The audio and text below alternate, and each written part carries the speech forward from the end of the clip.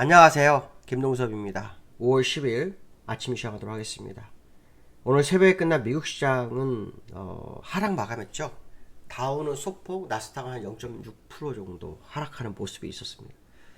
며칠 전에 급등을 하고 난 다음에 이틀 연속으로 약간 눌리는 그런 모습이 나오고 있는데요.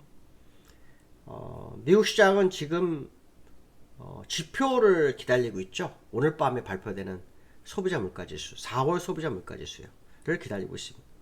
지난번에 소비자 물가지수가 5%가 돼서 연준도 놀라운 모습이다 이런 발언까지 있었던 의원이 있었는데요. 4월 소비자 물가지수에서는 유가가 좀 급등한 부분이 있다고 제가 말씀드렸을 거예요. 유가의 반영이 에너지의 반영이 얼마나 되는지가 관전 포인트인데요. 시장에서는 소비자 물가지수가 그렇게 많이 올라가지 않았을 거라는 얘기도 좀 있는 것 같습니다. 네, 뚜껑은 열어봐야 되겠죠. 5% 밑으로 내려오냐 안 내려오냐 그거에 따라서 추가 긴축 위험이 작아지느냐 커지느냐 이렇게도 시장을 해석하는 것 같습니다. 그 긴장감이 미국 시장이 더 상승하지 못하고 눈치 보게 되는 그런 상황이 아니었을까라는 생각해야 되는데요. 유가가 지난번에 기습 감산을 했었잖아요. 이 기습 감산이 일시적일 거냐, 향후의 시장을 또 영향을 미치기 위한 오페 플러스의 모습일 거냐에 따라서 인플레이션에 따른 이 미국 시장의 모습, 연준의 대응 전략이 달라질 수 있지 않느냐 이런 해석도 해볼 수 있겠죠.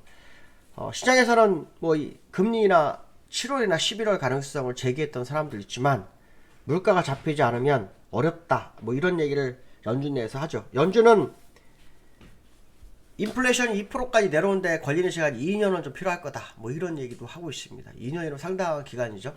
근데 지난번에 한번 이런 얘기 했었어요. 시장에서 올해 연말쯤 해서 침체가 와서 한 1, 2년 침체 가능성을 제기한 전문가들이 있었거든요. 미국에서. 아니 그거대로라면 딱 2년 정도 지나면 인플레이션이 2% 된다. 이게 맞을 수 있겠죠. 그 침체가 와서 인플레이션이 오기를 바라는 걸 수도 있어요. 잡히지 않는다 그러면. 근데 이제 문제는 뭐냐면 그랬을 때 시장이 얼마나 견딜 거냐에 대한 싸움도 되겠죠.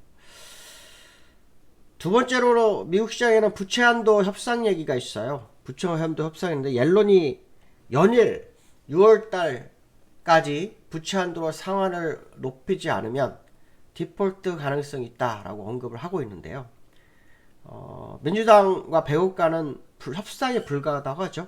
백악관은 그대로가 자기가 제시한 대로 해줘라 라는 거고 민주당은 삭감을 좀 원하고 있는 상황인 모습인데요. 3개월짜리 임시 유예안이 나올 수 있다는 얘기도 있습니다. 메카시 그 공화당 하원 의장의 말로는 3개월짜리 임시 유예안이 나와서 일단은 넘길 거다라는 얘기도 있는데요. 근데 과거에는 이 부채 한도가 시장에 영향을 미쳤느냐라고 본다면 딱 한 번 있었습니다. 딱 한 번.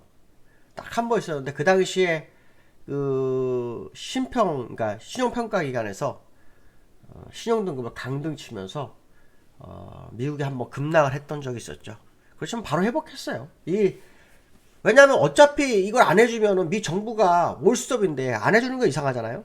시간을 끌 뿐이지 아무 상관이 없다는 거죠. 그래서 제가 지난번에 잠깐 얘기했지만 이거로 인해 하락은 저점 매수의 기회인 거죠. 문제는 이게 아니죠.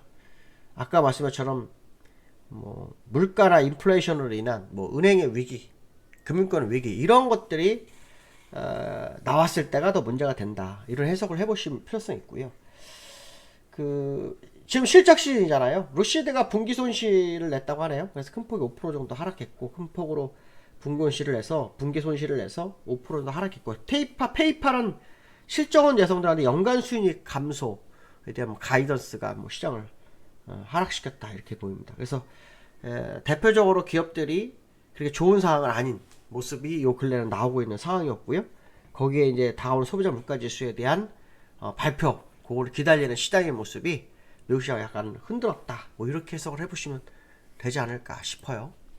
지금 보시면은 나스닥은 0.63% 하락, 나스닥 0.17% 하락이죠.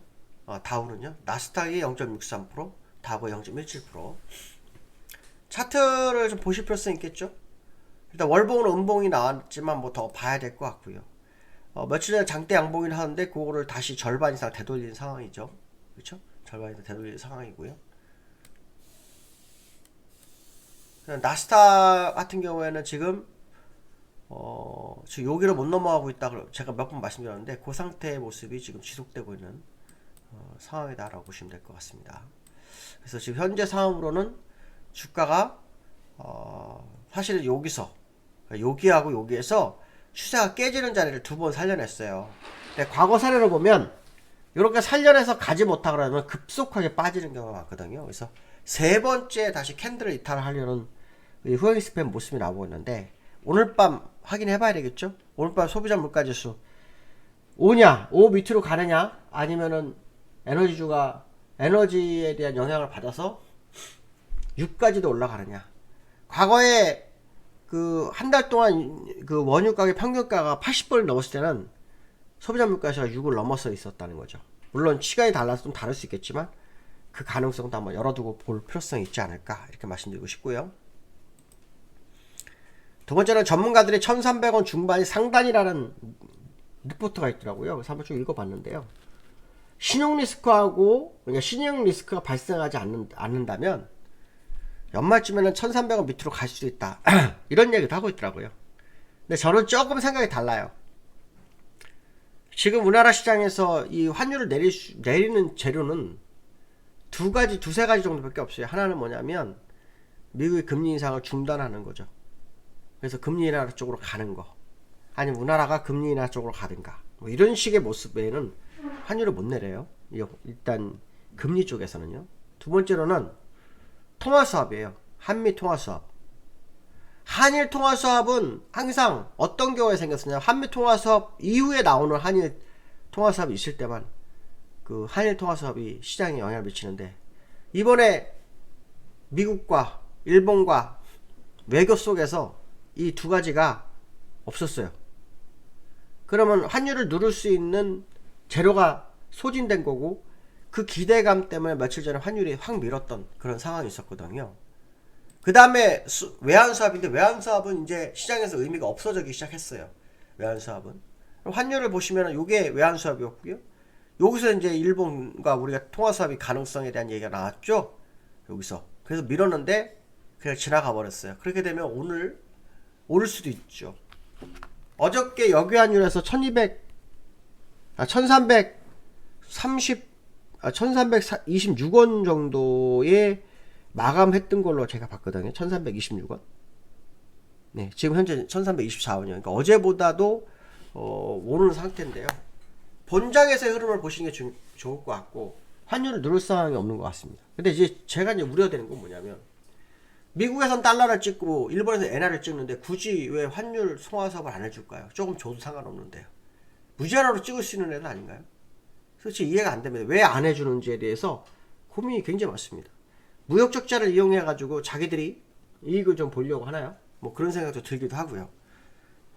여러 가지로 뭐 생각이 많은데요. 어쨌든 환율에 대한 불안감이 안정을 시킬 수 있는 재료가 사라졌다라는 거, 그 자체가 불안감의 시작이라고 생각한다면, 전문가들 1,300원 중반대를 고점으로 예시한 게 맞을지에 대한 고민을 한번 해볼 필요성이 있을 거다, 이렇게 말씀드리고 싶고요. 에코프로의 외인 지분이 5% 밑으로 갔다, 이 얘기를 하고 있는데요. 이게 의미가 상당히 저는 크다고 봅니다. 이유는 아주 간단해요. 사실은 코스닥이 여기서 올라올 때 거래소가 하락하고 있었어요. 근데 코스닥이 더 올라오면서 거래가 올라왔거든요. 근데 코스닥 끌어올렸던 게 에코프로 형제입니다. 근데 그 에코프로가 고점을 찍고 내려왔죠. 고점을 찍고 내려왔어요. 고점을 찍고 밀렸어요. 그래서 쌍봉이 됐어요. 근데 요 끌어올린 게 외국인 지분이었어요. 그래서 2월 중순까지만 해도 14.4%까지 올랐다가 현재 5% 밑으로 떨어졌어요. 4.96 정도가 됐으면. 근데 요 4%대는요, 2019년도 때 그 3월달에 4%였어요. 그러니까 그 이후에는 그보다 지분이 높았다는 얘기죠. 근데 지금 이 상황이 됐다는 것은 에코프로가 약간 흔들릴 수 있다는 거, 그게 코스닥을 흔들 수 있는 거, 그게 코스피도 흔들 수 있지 않을까, 이런 해석도 한번 해볼 수 있거든요. 그래서 에코프로의 지분율 한번 지켜볼 필요성이 있겠다, 이렇게 말씀드릴 수 있을 것 같습니다. 오늘 여기까지 하겠습니다. 감사합니다.